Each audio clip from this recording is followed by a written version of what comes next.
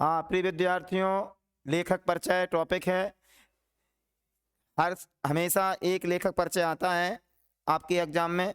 ये 5 लेखक तैयार करना है। पहला कौन सा है? जैनेन्द्र कुमार। दूसरा है हजारी प्रसाद द्विवेदी। तीसरा महादेवी वर्मा, फणीश्वरनाथ रेणु, धर्मवीर भारती। ये 4 लेखक परिचय तैयार 5 लेखक परिचय तैयार कर लो तो इनमें से एक फंस जाएगा। अगर 5 नहीं कर पा रहे तो स्टार्टिंग के 3 कर सकते हैं। एक एक करके हम तुम्हें समझाएंगे, बात करते रहें। जैनेन्द्र कुमार, तो जैनेन्द्र कुमार देखो, इसमें 4 हेडिंग बनाएंगे। पहली हेडिंग कौन सी है? पहली हेडिंग है रचना, 1 नंबर की आएगी। 1 नंबर की भाषा, 1 नंबर की शैली। सामान्यतः 3 हेडिंग आती हैं, लेकिन कभी कभी साहित्य में स्थान भी आ जाता है। तो ये आप रचनाएं कैसे याद रखेंगे? भाषा में क्या लिखा जाएगा, शैली में क्या लिखेंगे, और साहित्य में स्थान में क्या लिखेंगे, हम एक एक करके बता रहे हैं, ध्यान से देखें। रचनाएं, 2 रचनाएं लिखनी होंगी।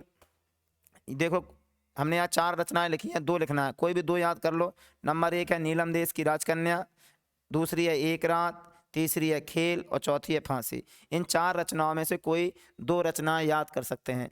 जैसे मान लो ये 2 शुरू की याद कर लो, एक नीलम देश की राजकन्या कर सकते हो और एक खेल कर सकते हो। ये 2 याद कर लो, नीलम देश की राजकन्या और खेल। अब आ जाओ भाषा। भाषा के जैनेन्द्र कुमार की भाषा के 2 रूप देखने को मिलते हैं। जैनेन्द्र कुमार की भाषा के 2 रूप देखने को मिलते हैं। कहानियों में सरल और सहज है इनकी भाषा, जबकि निबंधों में गंभीर व द्रुह हो गई है। निबंधों में इनकी भाषा गंभीर व द्रुह, द्रुह माने कठिन होती है, और नाटक कहानियों में इनकी सरल और सहज है। ये जो 2 वाक्य हैं ये हम हर जगह प्रयोग कर सकते हैं।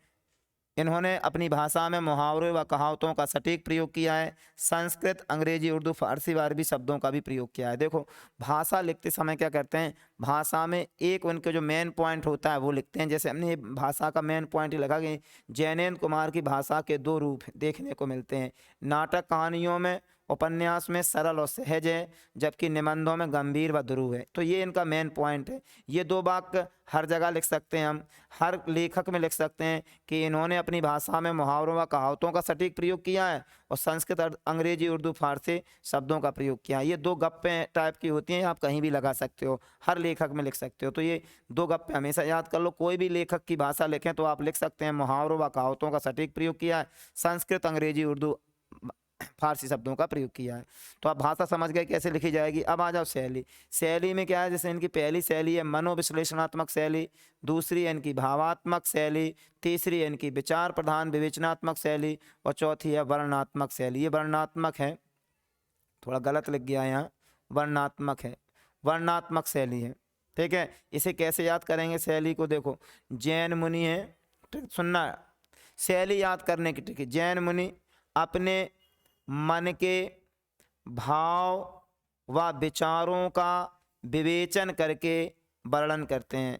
जैन मुनि कोई भी बात बोलते हैं अपने मन के, तो देखो जैन मुनि अपने मन के भाव व विचारों का विवेचन करके वर्णन करते हैं। तो यहाँ जैन मुनि से हमें याद रहेगा जैनेन्द्र कुमार। ठीक है, मन से याद रहेगा मनोविश्लेषणात्मक शैली। नंबर 1 यहाँ से बना देंगे, मनोविश्लेषणात्मक शैली। नंबर 2 भावात्मक शैली। नंबर 3 विचार प्रधान विवेचनात्मक शैली, और नंबर 4 अगले पे वर्णनात्मक शैली। तो शैली कैसे याद करना, फिर देख लो ट्रिक। अगर हमें जैनेन्द्र कुमार की शैली हमेशा याद रखना है तो ट्रिक याद कर लो, जैन मुनि अपने मन के भाव व विचारों का विवेचन करके वर्णन करते हैं। तो जैन मुनि से हमें जैनेन्द्र कुमार याद रहेंगे। नंबर 1 मन से मनोविश्लेषणात्मक शैली, भाव से भावात्मक शैली, विचार प्रधान विवेचनात्मक शैली, और वर्णन से वर्णनात्मक शैली। तो शैली किस प्रकार हैंडल करना है आप समझ गए हो। अब आप साहित्य में स्थान। जब भी किसी लेखक का हम साहित्य में स्थान लिखते हैं तो उसमें उनकी 2 विशेषताएं बताते हैं, वो क्यों प्रसिद्ध हुए हैं ये बताते हैं, और लास्ट में 2 गप लगा देते हैं। गप क्या है सुनो, इन्होंने अपनी लेखनी से हिंदी साहित्य को समृद्ध बनाया है। ये हम किसी भी लेखक में ये बात लिख सकते हैं कि इन्होंने अपनी लेखनी से हिंदी साहित्य को समृद्ध बनाया है, अतः इनका हिंदी साहित्य में अद्वितीय स्थान है। साहित्य में 2 गप्पे कौन कौन सी लगाने, देखो हम बता रहे हैं। पहला वाक्य क्या है, इन्होंने अपनी लेखनी से हिंदी साहित्य को समृद्ध बनाया है, हिंदी साहित्य को समृद्ध बनाया है, हिंदी साहित्य को समृद्ध बनाया है, समृद्ध बनाया है। ये हम गप सब में लिख सकते हैं।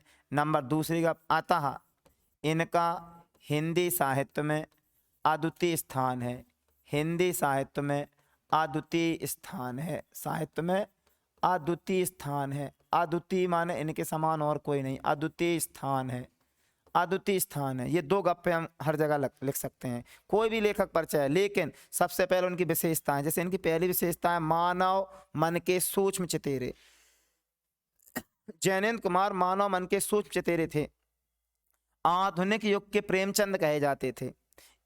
ये आधुनिक युग के प्रेम ओटी आ सकती है। आधुनिक युग के प्रेमचंद किसे कहा जाता है? जैनेन्द्र कुमार को। मानव मन के सूक्ष्म चितेरे कौन थे? जैनेन्द्र कुमार। ये इनकी दो विशेषताएं हैं। तीसरी विशेषता क्या है? श्रेष्ठ उपन्यासकार, कहानीकार व निबंधकार थे। माने श्रेष्ठ उपन्यासकार, कहानीकार व निबंधकार थे।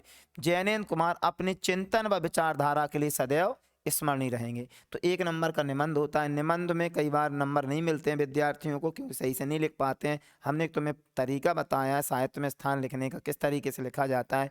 फिर एक बार देख लो, उनकी विशेषताएं लिखेंगे 2 और ये 2 आप गप लगा दोगे, ठीक है। तो इस तरीके से साहित्य में स्थान हो जाएगा। Thank you.